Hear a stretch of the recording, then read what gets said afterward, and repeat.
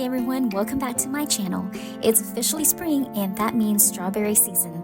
I took my boys strawberry picking this spring break and today we're making the best homemade strawberry jam and syrup with just 2 ingredients. No additives, just pure goodness. Let's get started. First, wash the strawberries, remove the leaves and stems and soak them in water. You can also use salt water if you like. I usually rinse them over at least 3 cycles of clean water.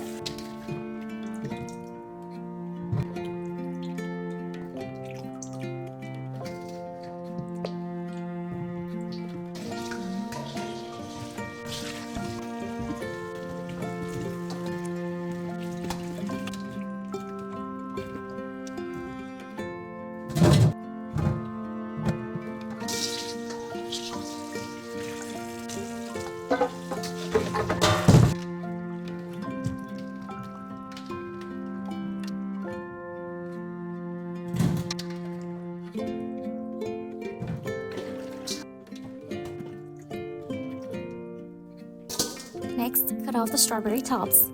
Then, cut the strawberries into halves or quarters.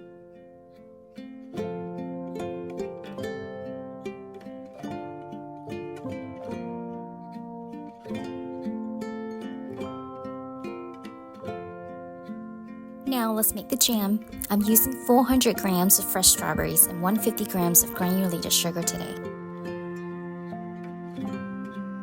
Step 1. Mash the strawberries coarsely. I like to keep some small chunks in there because, trust me, those are the best part.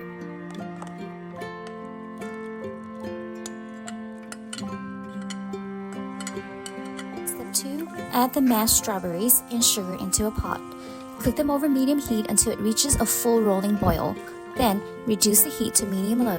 Stir frequently to avoid burning and make sure it doesn't boil over. Step 3. Let it cook for about 30 to 45 minutes or until the strawberry mixture thickens, turns dark red, and becomes translucent. Turn off the heat. Step 4. Carefully pour the jam into stirrer jars and let it cool to room temperature. Cover and refrigerate.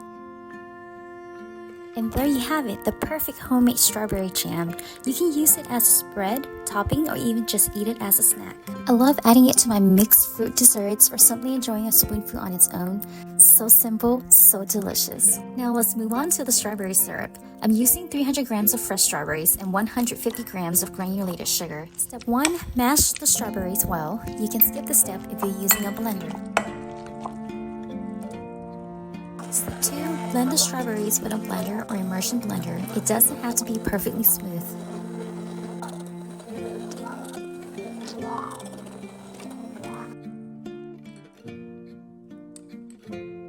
Step 3. Add the blended strawberries and sugar into a pot. Cook them over medium-low heat until it reaches a full rolling boil. Then reduce the heat to low. I prefer my syrup to be purely strawberry without any dilution and not too runny. If you like it runny, you can add in some water. Just make sure to add more sugar to your desired sweetness.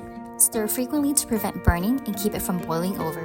Step 4. Let it cook for about 15 to 20 minutes or until the syrup thickens slightly and turns a bright red. Turn off the heat. Step 5. Carefully pour the syrup into stirrer jars and let it cool to room temperature.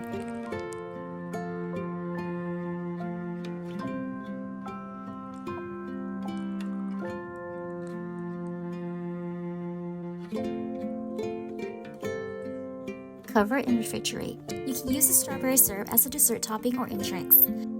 For ideas on how to use the syrup, please stay tuned. Don't forget to let me know how it came out in the comment section below. Thanks for watching, and I'll see you next time.